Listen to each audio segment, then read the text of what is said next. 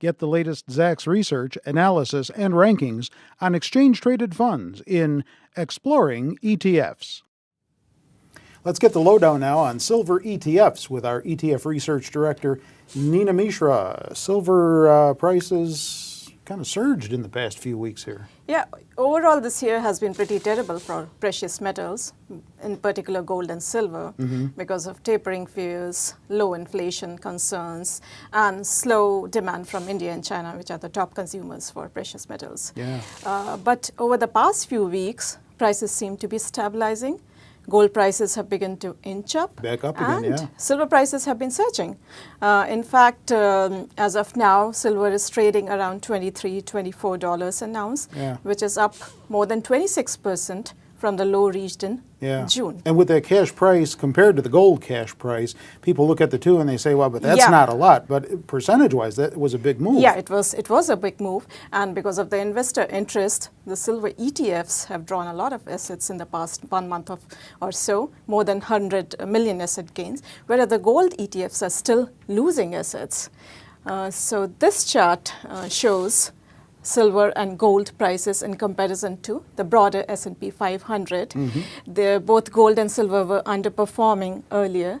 Suddenly they started to pick up, and silver has surged in the past few weeks. Interesting. And what is behind this surge in silver? So unlike gold, silver is used in a lot of industrial applications. Solar panels, dental work, catalyst, electrical switches. About 50% of demand for silver comes from industrial applications. So silver prices are determined more by global economic activity, in particular manufacturing activity, rather than gold, which is driven more as a safe haven trade. I see. So in the past few weeks, global manufacturing activity has really picked up in US, in Europe, and in China. So because of anticipation of rising demand and already increasing demand, silver prices are going up.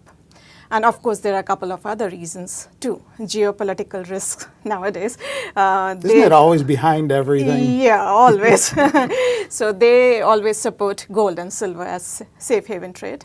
Another reason is that demand for silver is picking up in India because the government there has made gold very expensive. They are trying to bridge the current account deficit, and they have imposed import duties on gold, so people are preferring to buy silver over there. Interesting. So, and you just returned from that part of the world. Yes. So you had a first-hand look exactly at their economy out there. Yes. I know, as long as we're talking about the surge in silver, I know that gold stocks do not necessarily move in lockstep with the price of gold. Does the same hold true for silver stocks? Silver stocks do not always move in line, but silver ETFs that we are talking about, they actually hold physical bullion, and they very closely track the price of silver. I see. So silver ETFs, in fact, are a very convenient and low-cost way of tracking the price of silver if you want to. Interesting. So you have a couple of examples here of some ETFs that you want us to know about. Yes. The first one is the iShares Silver ETF. The ticker is SLV. It is the largest and most popular silver ETF, more than $7 billion in assets. It charges an expense ratio of 50 basis points. It's a Zacks number 2 buy-rated ETF. And this is a physically backed ETF. So it actually holds the metal and tracks the prices of silver very closely. Okay. And the second?